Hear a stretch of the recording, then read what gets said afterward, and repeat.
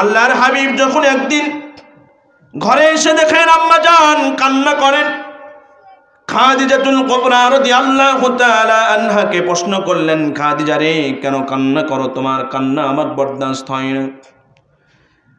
আল্লাহর হাবিবের স্ত্রী আম্মা জান খাদিজাতুল কুবরা রাদিয়াল্লাহু তাআলা আনহা বললেন, ইয়া রাসূলুল্লাহ, আমি খাদিজা কান্না করি এই কারণে, আমি খাদিজার বড্ড ভয় হয়, আমি খাদিজা যদি মারা যায় না জানি মন করে না কে ফেরেশতারা আমার সাথে কি ব্যবহার করবে, কবরের মাটি আমার সাথে কি ব্যবহার করবে। ইয়া রাসূলুল্লাহ, আমি চিন্তা করে কান্না করি। আল্লাহর হাবিব বললেন, ও আমার সহধর্মিণী, ও আমার কলিজার স্পন্দন খাদিজা, তুমি কান্না করবে না, তোমার কান্না আমার বরদাস্ত হয় না। আল্লাহর হাবিবের প্রশ্নের জবাব দিলেন, ইয়া রাসূলুল্লাহ, আমি কান্না করব না, তবে 3টি ওয়াদা যদি আপনি আমাকে করেন। কয়টি? আরো জোরে বলেন, কয়টি? 3 ওয়াদা যদি আপনি আমাকে দেন আমি কান্না করব না। আল্লাহর হাবিব বললেন, খাদিজা কি 3 ওয়াদা বলো, তবু কান্না করিও না, তোমার কান্না আমার বরদাস্ত হয় না। কারণ ইসলামের প্রথম যুগে আমাকে সাহায্য সহযোগিতা করার মতো কেউ ছিল না। তুমি আমাকে টাকা দিয়ে সাহায্য সহযোগিতা করেছো, ধন দৌলত দিয়ে সাহস যোগাইছো, বুদ্ধি পরামর্শ দিয়ে সাহায্য সহযোগিতা করেছো। খাদিজা বলো তোমার 3 ওয়াদা কি? ইয়া রাসূলুল্লাহ, আমি খাদিজার 3 ওয়াদা হলো, আমি খাদিজা যদি মারা যায় আপনি নিজ হাতে গোসল দিয়ে দিবেন, আমি খাদিজা যদি মারা যাই আপনার চাদর মোবারক দ্বারা আপনি আমার কাফনের ব্যবস্থা করবেন। ইয়া রাসূলুল্লাহ, 3য় ওয়াদা হলো, আমি খাদিজা মারা যাওয়ার পরে 2 ওয়াদা পূরণ হয়ে গেল, 3য় ওয়াদা কবরের ভিতরে নিজ হাতে রাখবেন।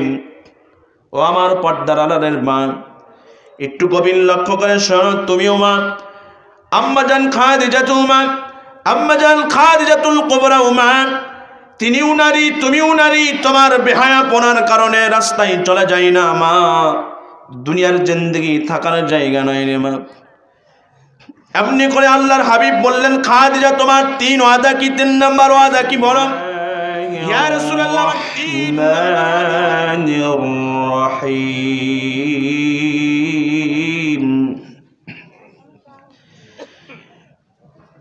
ইয়া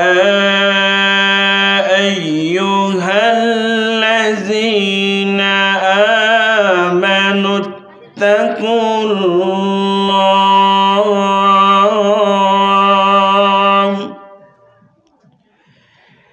ইয়া আইয়ুহাল্লাযীনা আমানু তাকুল্লাহা হাক্কা তুকাতিহি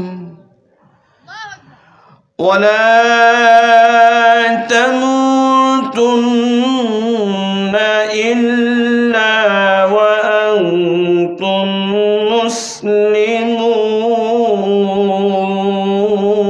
مسلمون.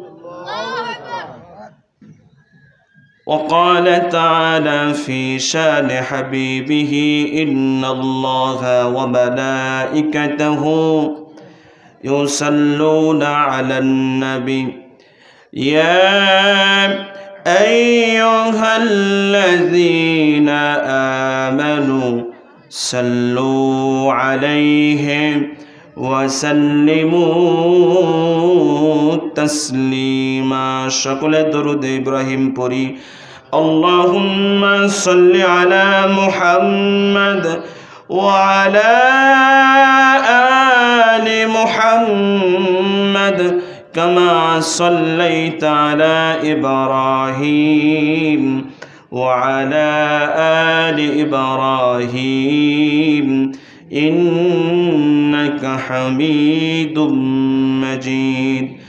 اللهم بارك على محمد وعلى آل محمد كما باركت على إبراهيم وعلى آل إبراهيم إنك حميد مجيد.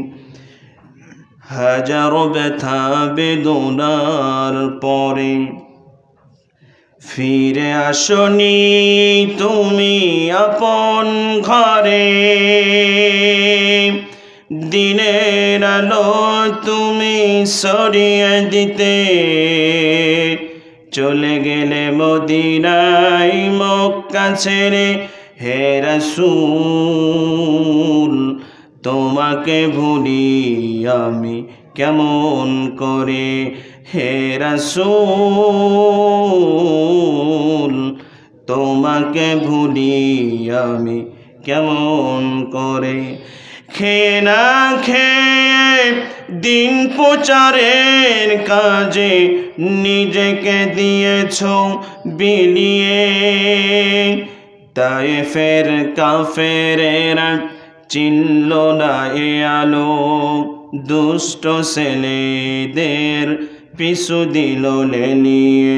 হাজারো ব্যথা বেদনার পরে ফিরে আসনি তুমি আপন ঘরে, দিনের আলো তুমি সরিয়ে দিতে চলে গেলে মদিনায় মক্কা ছেড়ে। হে রাসূল তোমাকে ভুলি আমি কেমন করে, হে রাসূল তোমাকে ভুলি আমি কেমন করে। আলহামদুলিল্লাহ। জুকনালা আল আমিন না, মরহুম আল আমিন মন্ডলের বাড়ি আজকে তাফসীরুল কোরআন মাহফিলের সম্মানিত সভাপতি সাহেব, আমার সামনে উপবিষ্ট দিন প্রিয়, ইসলাম প্রিয়, কোরআন প্রিয়, রসুল প্রিয় যুবক ভাইয়েরা, মুরব্বী বাবারা, আমার পূর্বে আলোচনা করে ধন্য করেছেন উলামায়ে কেরাম, সকলের জন্য দোয়া করে আমি আমার আলোচনার সূচনা শুরু করব। সকলেই আমরা তাদের জন্য দোয়া করি। আতালাল্লাহু আমরাহু বারাকাল্লাহু ফি হায়াতিক, সকলে বলি আমিন। আলহামদুলিল্লাহ, আরো জোরে বলি আলহামদুলিল্লাহ। রব্বে কারীম আমাদের এই জালিসুর রহমান জান্নাতে বাগানের ভিতরে আসার বসার তৌফিক যে মহান মুনিব দান করেছেন, সেই মহান মুনিবের দরবারে আমরা শুকরিয়া তান আরো একবার বলছি আলহামদুলিল্লাহ। লক্ষ কোটি দরুদ ও সালাম বর্ষিত হোক আকায়ে নামদার তাজেদার মদিনা জনাবে মুহাম্মদুর রাসূলুল্লাহ, সকলে বলি সাল্লাল্লাহু আলাইহি ওয়াসাল্লাম। সম্মানিত হাজিরিন, আমরা সর্ব অবস্থায় প্রশংসা করব কার? খাবার শেষে প্রশংসা হবে কার? পানি এক ঢোক গিলেছি খেয়েছি প্রশংসা হবে কার? সুখে আছি প্রশংসা হবে কার? দুঃখে আছি প্রশংসা হবে কার? মানুষের ঘর ভাঙার সময় প্রশংসা হবে কার? মানুষের ঘর ভাঙার সময় প্রশংসা করা যাবে? ভালো কাজ না। মালিক বলেন পৃথিবীর গোলামেরা শোনো, লা ইন শাকারতুম লা আযীদান্নাকুম ওয়া লা ইন কাফারতুম ইন্না আযাবি লাশাদীদ। আল্লাহ বলেন গোলামেরা শোনো, লা ইন শাকারতুম লা আযীদান্নাকুম, ও গোলাম যদি তোমরা আমার নিয়ামতের শুকরিয়া আদায় করো, লা আযীদান্নাকুম আমি তোমাদের উপরে আমার নিয়ামতকে বৃদ্ধি করে দেব। ওয়া লা ইন কাফারতুম আর যদি নিয়ামত পাইলাম, খাবার খাইলাম, প্রত্যেকটা নিয়ামত ভক্ষণ করার পরে যদি শুকরিয়া তান আলহামদুলিল্লাহ ঢেকুন না তোলো, ফালাম জেনে রেখো ইন্না আযাবি লাশাদীদ। আমার ভাইরা মুরব্বী বাবারা, ছোট্ট একটা কথা, এই দুনিয়ার ভিতরে আমরা কেউ চিরদিন থাকবো না। আমার দাদা ছিল, দাদাও চলে গিয়েছে, বাবা আসছে, বাবাও চলে গিয়েছে। একটা সময় ক্রমান্বয়ে আমাকেও যেতে হবে, হবে কিনা? আরো আসতে বলেন হবে কিনা? প্রত্যেকটা প্রাণীকে মৃত্যুর স্বাদ গ্রহণ করতে হবে। আপনি হয়তো বা 70 বছর বাঁচতে পারেন, 80 বছর, বড় জোর 100 বছর বাঁচতে পারেন, কিন্তু একদিন না একদিন আমাকে আপনাকে দুনিয়ার মহাব্বত ছেড়ে, দুনিয়ার ভালোবাসার সমস্ত বন্ধন ছেড়ে ত্যাগ করে দুনিয়ার থেকে চলে যেতে হবে। হবে কিনা? এজন্য আমার ভাইয়েরা, মুরব্বী বাবারা, এই দুনিয়ার থেকে যেহেতু আমি আপনি চলে যাব, যেহেতু আমাকে আপনাকে চলে যেতে হবে, সুতরাং যাওয়ার জন্য যেই মাল সামানাগুলো প্রয়োজন সেগুলো গ্রহণ করা, সেগুলো উপার্জন করার প্রয়োজন আছে কিনা? এই জন্য আমি দুনিয়ার সাধারণ নিয়ম দিয়ে যদি বুঝাই, আমি আপনি কোনো একটা সফরে বের হয়ে গেলে, 2 দিন 3 দিনের সফরে বের হইলে 2-1 দিন আগের থেকে প্রস্তুতি নেই, ব্যাগ গোছাইতে শুরু করি, কোনটা বাদ পড়ে যায়, আবার সফরে গেলে কষ্ট হবে, এই চিন্তা করে ব্যাগ আগে থেকে গুছাই কিনা? মালিক বলেন, গোলামের শোনো, এই পৃথিবীর ভিতরে আমি তোমাদেরকে মুসাফির হিসাবে দুনিয়ার ভিতরে প্রেরণ করেছি, দুনিয়ার ভিতরে মুসাফির ভাবে তোমাদেরকে প্রেরণ করার কারণে তোমরা দুনিয়ার খেল তামাশার ভিতরে লিপ্ত হয়ে যেও না, কারণ দুনিয়ার ভিতরে আমি আপনি মুসাফির, আমি আপনি দুনিয়ার জিন্দেগিতে আবাদ করতে আসছি, পরীক্ষা দিতে আসছি, পরীক্ষার ফলাফল আমি তখনই ভালো করব যখন পরীক্ষার প্রিপারেশন, পরীক্ষার ফলাফল, পরীক্ষার হলে যাওয়ার পূর্বে প্রিপারেশন সুন্দর হবে।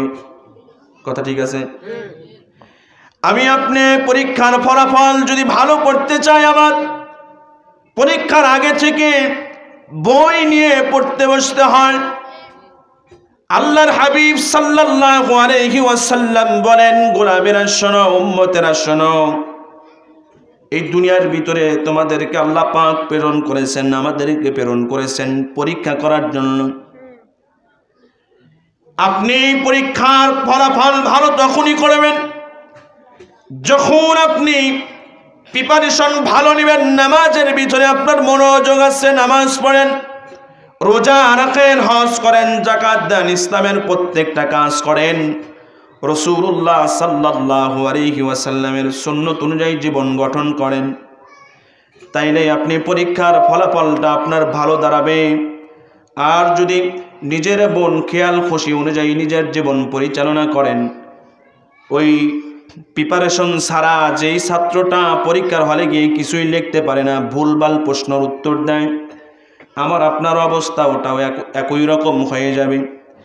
এজন্য মুরব্বী বাবারা, জোকনার মুরব্বী বাবারা, যুবক ভাইরা পায়ে হাত দিয়ে বলে, দুনিয়ার জিন্দেগি থাকার জায়গায় আল্লাহ পাক কালামুল্লাহর ভিতরে বলে নিয়ে, আইয়ুহাল্লাযীনা আমানু তাকুল্লাহা হাক্কা তুকাতিহি ওয়া লা তামুতুন্না ইল্লা ওয়া আনতুম মুসলিমুন। আল্লাহ বলেন, ইয়া আইয়ুহাল্লাযীনা আমানু তাকুল্লাহ, ও গোলামেরা, ইয়া আইয়ুহাল্লাযীনা আমানু তাকুল্লাহ, ও মুমিনেরা, ইত্তাকুল্লাহ, আল্লাহর ভয় অন্তরের ভিতরে ঢোকায় নাও, আর ওয়ালা তামুতুন্না ইল্লা ওয়া আনতুম মুসলিমুন, প্রকৃত মুসলমান না হয়ে মৃত্যুবরণ করিও না। প্রকৃত মুসলমান কখনোই মানুষকে ঠকাইতে পারে, আওয়াজ দেন, মানুষকে মিথ্যা বলে হাসাইতে পারে, প্রকৃত মুসলমান হারাম খাইতে পারে, প্রকৃত মুসলমান এক ভাইয়ের সম্পত্তি আর এক ভাই জোর জবরদস্তি করে লিখে নিতে পারে। প্রকৃত মুসলমানের কয়েকটা গুণ আছে। প্রকৃত মুসলমান নামাজ ছাড়তে পারে, রোজা ছাড়তে পারে, জোরে বলেন পারে। আমি আপনি যদি আল্লাহর ভয় অন্তরের ভিতরে ঢোকায়া দেয়, তাইলে আমি প্রকৃত মুসলমান হইতে পারো। আল্লাহর ভয় অন্তরের ভিতরে যদি জায়গা না করতে পারি, প্রকৃত মুসলমান হওয়া সম্ভব না। সাহাবায়ে কেরাম রিদওয়ানুল্লাহি আলাইহিম আজমাইনের জীবনী পড়ুন। হযরত আবু যর গিফারি রাদিয়াল্লাহু তাআলা আনহু, হযরত আবু যর রাস্তা দিয়ে যখন যাইতেন, কবরের পাশ দিয়ে যখন যাইতেন, আবু যর কবর দেখে পরিমাণ কান্না করত, অজরে বদনার নালের মতো চোখের পানি ছেড়ে দিয়ে কান্না করত। সাহাবায়ে কেরাম প্রশ্ন করতেন, সাহাবায়ে কেরাম প্রশ্ন করলেন, আবু যর, আপনার সামনে যখন জান্নাত জাহান্নামের আলোচনা করা হয় আপনি কাঁদেন না? আপনার ভীতি সংকুচিত ভয় আপনার অন্তরের ভিতরে এরকম হয় না? কবর দেখলে আপনি এত কেন কান্না করেন? কেন আপনি চোখের পানি বদনার নালের মতো ছেড়ে দেন? আল্লাহর হাবিবের সাহাবী হযরতে আবু যর গিফারি বললেন, শোনো রাসূলের সাহাবায়ে কেরাম, শোনো, আল্লাহর হাবিব বলেছেন কবরটা হলো প্রথম মঞ্জিল, আখিরাতের প্রথম ঘাঁটি। এই কবরের প্রথম ঘাঁটিতে যেই গোলাম পার পেয়ে যাবে, মুক্তি পাবে, প্রত্যেকটা পদক্ষেপ তাকে যিনি সহজ থেকে সহজ করে দিবেন তিনি কে? আল্লাহ। আরো আসতে বলেন, তিনি কে? আল্লাহ। আল্লাহর হাবিবের সাহাবী বলেন, শোনো, আমি এই জন্যই কবর দেখে কান্না করি, কারণ কবর পোকামাকড়ের ঘর, কবর জাহান্নামের ঘর, কবর সাপ বিশ্বর ঘর। এই কবরের ভিতরে আমি আবু যর যদি ধরা পড়ে যাই, প্রত্যেকটা গাঁঠি আমার জন্য কঠিন থেকে কঠিন হয়ে যাবে। শুধু তাই নয়, আবু বকর রাদিয়াল্লাহু তাআলা আনহু সহ আল্লাহর হাবিবের সাহাবীরা মৃত্যুকে পরিমাণ বেশি বেশি বেশি বেশি স্মরণ করেছেন।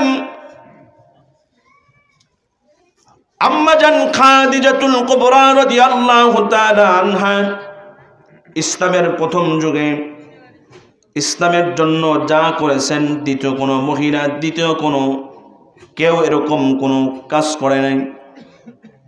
আল্লাহর হাবিবের স্ত্রী খাদিজাতুল কুবরা রাদিয়াল্লাহু তাআলা আনহা ইসলামের প্রথম যুগে রাসূল যখন দাঁড়ে দাঁড়ে গিয়ে বলেন, মান ক্বালা লা ইলাহা ইল্লাল্লাহ, মান ক্বালা লা ইলাহা ইল্লাল্লাহ তুফলিহুন,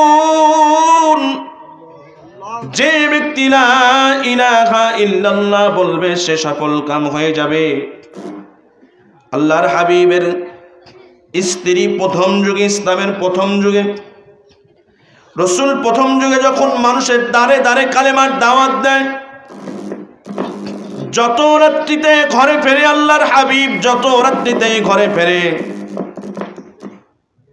সমস্ত রাত্রিতে যখনই ঘরে আসেন এক ডাক দেয়, আসসালামু আলাইকা ইয়া আহলাল বাইত। ঘরের দরজায় উপরে করা নাড়ায়। আল্লাহর হাবিবের সাহাবী, আল্লাহর হাবিব এক ডাক দেয়। এমনি করে একদিন, দুই দিন, তিন দিন চলে যায়। একদিন আল্লাহর হাবিব ঘরের ভিতরে এসে দেখেন আম্মা জান খাদিজাতুল কুবরা রাদিয়াল্লাহু তাআলা আনহা চোখের পানি ছেড়ে দিয়ে বদনার ডালের মতো কান্না করেন। আল্লাহর হাবিব ঘরে ঢুকেই মন ক্ষুণ্ণ হয়ে গেল। সারাটা দিন ক্লান্ত শরীর নিয়ে এসে ঘরের ভিতরে আবার খাদিজা কান্না করেন। রাসূল ঘরের ভিতরে সালাম দিয়ে ঢুকে গেলেন।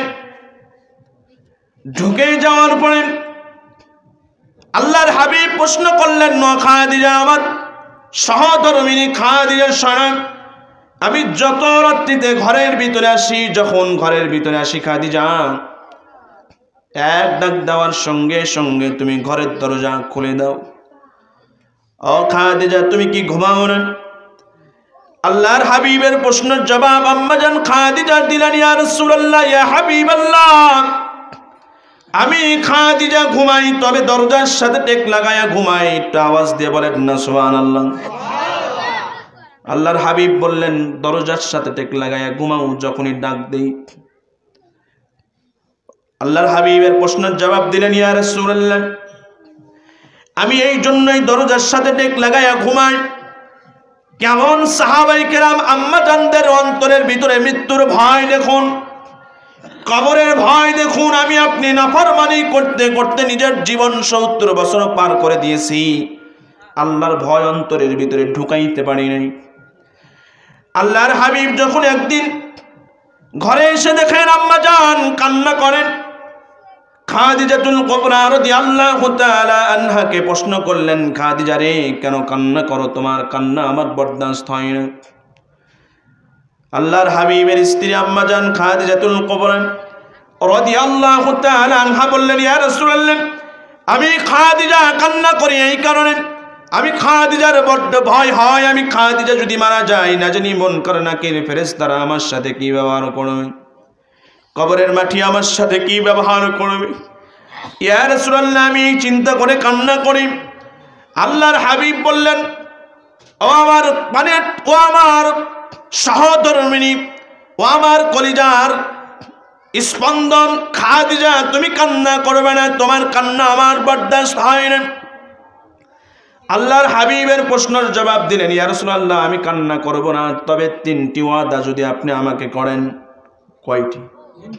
আরো জোরে বলেন, কয়টি? 3 ওয়াদা যদি আপনি আমাকে দেন আমি কান্না করব না। আল্লাহর হাবিব বললেন, খাদিজা কি 3 ওয়াদা বলো, তবু কান্না করিও না, তোমার কান্না আমার বরদাস্ত হয় না। কারণ ইসলামের প্রথম যুগে আমাকে সাহায্য সহযোগিতা করার মতো কেউ ছিল না। তুমি আমাকে টাকা দিয়ে সাহায্য সহযোগিতা করেছো, ধন দৌলত দিয়ে সাহস যোগাইছো, বুদ্ধি পরামর্শ দিয়ে সাহায্য সহযোগিতা করেছো। খাদিজা বলো তোমার 3 ওয়াদা কি?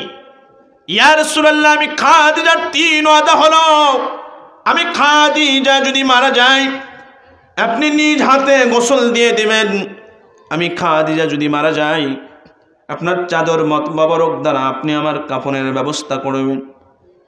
ইয়া রাসূলুল্লাহ, 3য় ওয়াদা হলো, আমি খাদিজা মারা যাওয়ার পরে 2 ওয়াদা পূরণ হয়ে গেল, 3য় ওয়াদা কবরের ভিতরে নিজ হাতে রাখবেন। ও আমার পর্দার আড়ালের মা, একটু গভীর লক্ষ্য করে শোনো, তুমিও মা, আম্মা জান খাদিজাতুল মা, আম্মা জান খাদিজাতুল কুবরা মা, তিনিও নারী তুমিও নারী, তোমার বেহায়াপনার কারণে রাস্তায় চলে যাই না মা, দুনিয়ার জিন্দেগি থাকার জায়গা নয় রে মা।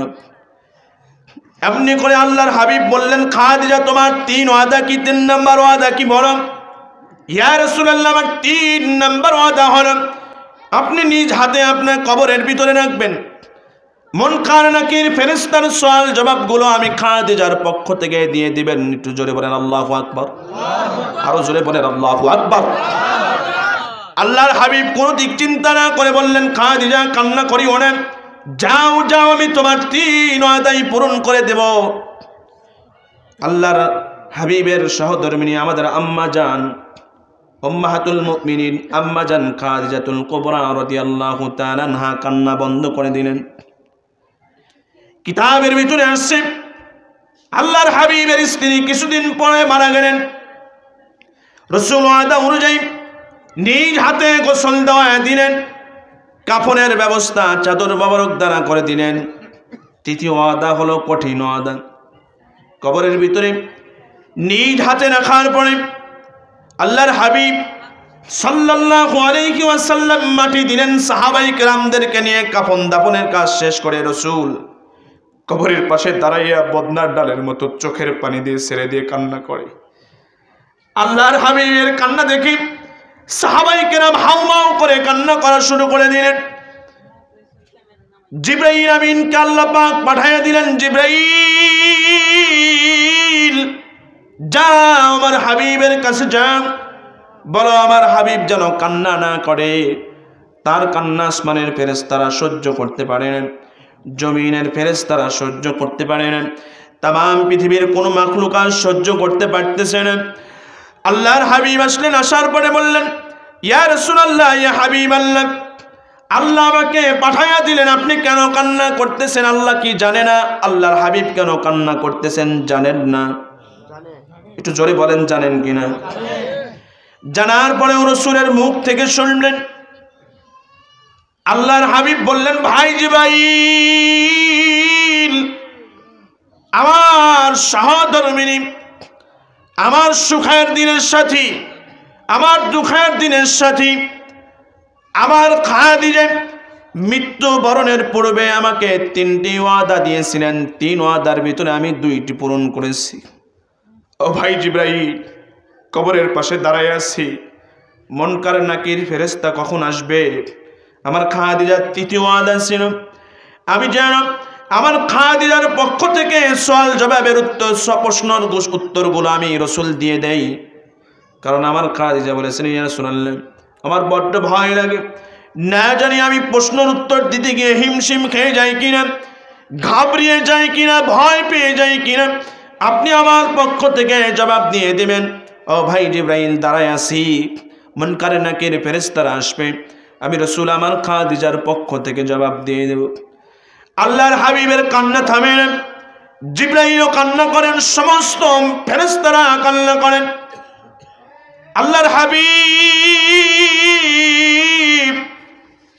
বললেন, ভাই জিবরাইল, কেন কান্না করব না, বরং 2 ওয়াদা পূরণ করেছি, এখনো 1 ওয়াদা বাকি আছে।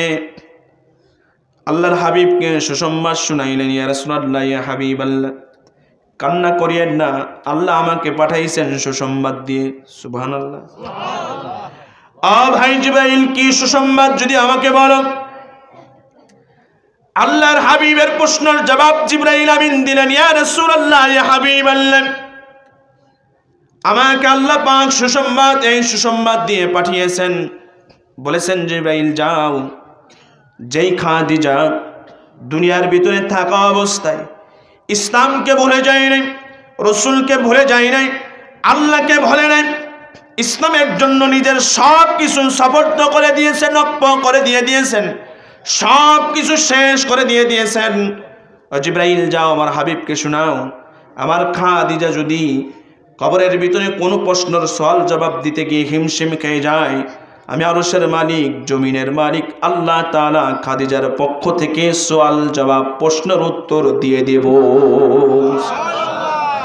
এজন্য আমার ভাইরা, মুরব্বী বাবারা, এই দুনিয়ার জিন্দেগি থাকার জায়গা নয়। আপনি আপনার হায়াতের জিন্দেগি কতদিন বাঁচবেন, এই গ্যারান্টিও আমরা কেউ দিতে পারি না। এই মজলিস থেকে উঠে গেলাম, বাড়ি পর্যন্ত যাইতে পারবো, গ্যারান্টি দিতে পারি? কেউ পারেন? তাইলে আপনি আপনার নিজের নফসকে প্রশ্ন করেন, দুষ্ট দুরাচার নফস, কিভাবে খারাপ কাজের ভিতরে তুমি নিজেকে নিযুক্ত করে রাখো, কিভাবে তুমি অন্যের হক নষ্ট করে নিজেকে প্রতিষ্ঠিত বলে দাবি করো। সাহাবায়ে কেরামের জীবনী পড়লে আরো আশ্চর্য হয়ে যাবেন। আল্লাহর হাবিবের সাহাবীরা আল্লাহকে কেমন ভয় করেছেন, মৃত্যুকে কেমন ভয় করেছেন। যেই খাদিজার জবাব, প্রশ্নের জবাব আল্লাহ তাআলা দিলেন, কারণ এমন খাদিজা যাকে স্বয়ং আল্লাহ তাআলা দুনিয়াতে থাকা অবস্থায় সালাম পাঠাইছিলেন। আরো আস্তে কোন, আরো আস্তে, কষ্ট হয় সুবহানাল্লাহ বলতে। এই জান্নাতের বাগানে আমরা যারা বসতে পেরেছি, আসতে পেরেছি, খুশি না? কারা কারা খুশি? লিল্লাহি তাকবীর। আল্লাহ এই হাতগুলোকে কবুল করেন। কেমন দামি জায়গায় আসছি, একটা হাদিস শুনি, শুনবেন তো ইনশাআল্লাহ। এই জায়গাটা আগামীকালকে একজনের বাড়ির আঙিনা, একজনের বাড়ির উঠান, কথা ঠিক আছে? মদিনাতুল মুনাওয়ারা থেকে, ও ভাই, অবাজান একটু এদিকে নজর, মদিনাতুল মুনাওয়ারা থেকে 600 মাইল দূরে সিরিয়ার দামেস্কে, কোথায়? আল্লাহর হাবিবের বিশিষ্ট সাহাবী হযরতে আবু দারদা, নাম কি বলেন? আরো জোরে বলেন। বসবাস করতেন। মদিনাতুল মুনাওয়ারা থেকে এক ব্যক্তি চলে গেলেন সিরিয়ার দামেস্কে 600 মাইল পথ অতিক্রম করে। লোকটি মদিনাতুল মুনাওয়ারা থেকে সিরিয়ার দামেস্কে চলে গেলেন আল্লাহর হাবিবের বিশিষ্ট সাহাবী হযরতে আবু দারদার কদমে গিয়ে হাজিরা দিলেন। গিয়ে বললেন, ও আল্লাহর হাবিবের সাহাবী, আমি শুনেছি আপনি রাসূলের পবিত্র জবানে একটি হাদিস মানুষকে তেলাওয়াত করে শোনান, বর্ণনা করে বোঝান। আল্লাহর হাবিবের সাহাবী বললেন হ্যাঁ। লোকটি বললেন আমি 600 মাইল দূর থেকে শুধুমাত্র একটি উদ্দেশ্য নিয়ে আসছি। একটু আওয়াজ দিয়ে বলেন কয় উদ্দেশ্য? একটি মাত্র উদ্দেশ্য নিয়ে আসছি। আল্লাহর হাবিবের সাহাবী হযরত আবু দারদা বললেন ও আল্লাহর গোলাম কি উদ্দেশ্য বলেন? লোকটি বললেন আমি শুনেছি আপনি আল্লাহর হাবিবের পবিত্র জবানের একটি হাদিস মানুষকে তেলাওয়াত করে শোনান, বর্ণনা করে বুঝান। আল্লাহর হাবিব বললেন হ্যাঁ আমি বর্ণনা করে বুঝাই, তেলাওয়াত করে শোনাই।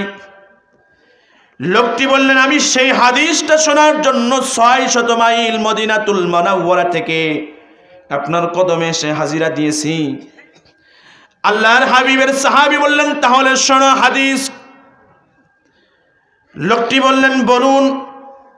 আল্লাহর হাবিবের সাহাবী বললেন যদি কোনো আল্লাহর গোলাম ঘর থেকে বের হয়ে কোনো দ্বীনি প্রতিষ্ঠানে রাসূলের একটি হাদিস, কোরআনের একটি আয়াত শিক্ষা করার জন্য বের হয়ে যায়, আল্লাহ তাআলা ওই ব্যক্তির জন্য জান্নাতের রাস্তা সহজ এবং সুগম করে দেয়। এজন্য আমরা দামি মানুষ না অদামি? আর জোরে বলেন না বাজান, দামি মানুষ তো। আল্লাহর হাবিবের সাহাবী বললেন শোনো আল্লাহর গোলাম, শুধু এই হাদিসে ক্ষান্ত নয়, আল্লাহর হাবিব আরো বলেছেন যদি কোনো আল্লাহর গোলাম ঘর থেকে নিয়ে আল্লাহর কোন একটি আয়াত কোন দ্বীনি মজলিসে আলোচনা শোনার জন্য বের হয়ে যায়, আল্লাহ তাআলা তার কিছু স্পেশাল ফেরেশতা দিয়ে ওই ব্যক্তি প্রত্যেকটা ব্যক্তির কদমের নিচে পায়ের নিচে নূরের পাখা বিছাইয়া দেয়। এজন্য আমরা বাড়ির থেকে আসছি, অন্য দিন রাস্তায় চলি। কোথায় চলি? আর এখন আজকে আসছি এই মজলিসে আসার সময় কিসের উপর দিয়ে? জোরে বলেন নূরের পাখার উপর দিয়ে। কিসের উপর দিয়ে? এজন্য আমরা যারা আসছি বসছি শেষ করে যাবেন না। কে কে একটু হাত উত্তোলন করি। শেষ করে যাবেন না? ও বোঝেন নাই হুজুর, আবেগে বলেছি, বিবেকে বলি নাই। কথা ঠিক আছে?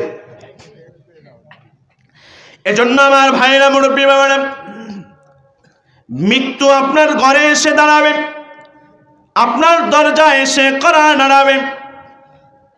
এজন্য কবি বলেন মরণ থেকে পালাও তুমি, মরণ তোমায় লইবে গিরি, যদিও সুদূর আকাশ পানে লাগাও সে তাই পালাই সিঁড়ি। মরণ থেকে আমি আপনি যেখানেই যাই পালাইতে পারবো। জোরে বলেন পারবো? আল্লাহর হাবিবের সাহাবীদের জীবনী বলুন, দেখুন তাদের ভিতরে মৃত্যুর ভয়, আল্লাহর ভয় কেমন ছিল। হযরতে আবু বকর সিদ্দিক রাদিয়াল্লাহু তাআলা আনহু ইসলামের জন্য রাসূলের সমস্ত কাজে সাহায্য সহযোগিতা করেছেন। ছোট্টবেলার সাথী আল্লাহর হাবিবের সাহাবী হযরতে আবু বকর একদিন পেটে ক্ষুধার্ত অবস্থায়, পেটের ক্ষুধার যন্ত্রণায় ছটফট ছটফট করতেছেন। আবু বকরের একটা গোলাম ছিল যে ইসলাম গ্রহণ করার পূর্বে ছিলেন জ্যোতিষী। কি? হাত দেখতো, হাত দেখে মানুষকে বলতো তোমার ভাগ্যে এই ছিল ওই ছিল। এগুলো করা যাবে? বলে না যাবে? ইসলামের পূর্বে, ইসলাম পূর্বে জাহিলিয়াত যুগে লোকটি মানুষের হাত দেখত, ভাগ্য রচনা করত, ভাগ্যে কি আছে মানুষকে বলে বলে দিত, মানুষ তাই বিশ্বাস করত। লোকটি ইসলাম গ্রহণ করার পরে আবু বকর আল্লাহর হাবিবের সাহাবী হযরতে আবু বকরের গোলাম হয়ে গেলেন। আবু বকর রাদিয়াল্লাহু তাআলা আনহু ক্ষুধার্ত অবস্থায় ছটফট করতেছেন। আল্লাহর হাবিবের সাহাবীর গোলাম একখানা টোপলার ভিতরে, পোটলার ভিতরে খাবার নিয়ে আবু বকরের সামনে রাখলেন। আবু বকর সিদ্দিক রাদিয়াল্লাহু তাআলা আনহু কোনো দিক বিবেচনা না করে, ক্ষুধার পেট সহ্য হয় না, পেটের ক্ষুধায় যন্ত্রণা সহ্য না হয়ে খাবার দেখার সাথে সাথে খাবার বের করে খেয়ে ফেললেন। খাবার বের করে খাওয়ার পরে আবু বকরের চিন্তা হলো, কোথাকার খাবার, কিসের খাবার আমি তো জানি না, জিজ্ঞাসাও করলাম না। আল্লাহর হাবিবের সাহাবী আবু বকর সিদ্দিক রাদিয়াল্লাহু তাআলা আনহুর গোলামকে বললেন, গোলাম রে, কিসের খাবার, কোথায় থেকে খাবার নিয়ে আসছো? সাহাবায়ে কেরামের তাকওয়া, সাহাবায়ে কেরামের ভয়, আল্লাহর ভয়, মৃত্যুর ভয় কেমন। আমার 5 ছেলে আছে, আমার আরেক ভাইয়ের ছেলে নাই, তার উপর যত ক্ষমতা আছে আমি চালাই। মিথ্যা কইছি? তাহলে আওয়াজ দেন না কেন? মিথ্যা বলেছি? আমার লাঠির জোর বেশি, আমার ভাইয়ের শুধু মেয়ে ছেলে নেই। বেশি বাড়াবাড়ি করবি না, বেশি বাড়াবাড়ি করবি না, লাফালাফি করিস না। 5 ছেলেকে খাপাই দিলে কিন্তু তুই এই গ্রামে থাকতে পারবি না। এরকম ডাকাত সমাজে আছে কি না? আছে, অভাব নাই। আল্লাহর হাবিবের সাহাবী হযরত আবু বকর বললেন, শোনো আল্লাহর গোলাম, কোথায় থেকে খাবার নিয়ে আসছো? সাহাবীর গোলাম বললেন, ও আমার মুনিব শোনেন, ইসলাম গ্রহণ করার পূর্বে আমি ছিলাম জ্যোতিষী, মানুষের হাত দেখে ভাগ্য নির্ধারণ করতাম। সেই টাকা কিছু বকেয়া ছিল, আমি রাস্তা দিয়ে যাচ্ছিলাম, ওই পথেই তিনি আমাকে দেখে চিনতে পেরেছেন, আমাকে ডাক দিলেন, বললেন, আসেন, আপনার কিছু পাওনা আমার কাছে আছে, এসে নিয়ে যান। আমি সেই পাওনা খাবারটা নিয়ে আসছি। আবু বকর সিদ্দিক রাদিয়াল্লাহু তাআলা আনহু পেরেশানি হয়ে গেলেন, কি খাবার খাইলেন? আল্লাহর হাবিব বলেছেন, লা ইয়াদখুলুল জান্নাতা জাসাদুন গুদিয়া বিল হারাম, হারাম দ্বারা লালিত পালিত শরীর জান্নাতে যাবে না। লিল্লাহি তাকবীর, লিল্লাহি তাকবীর। দ্বিতীয় বক্তার আগমন, চট্টগ্রামের পক্ষ থেকে লিল্লাহি তাকবীর। ওয়া মা আলাইনা ইল্লাল বালাগ।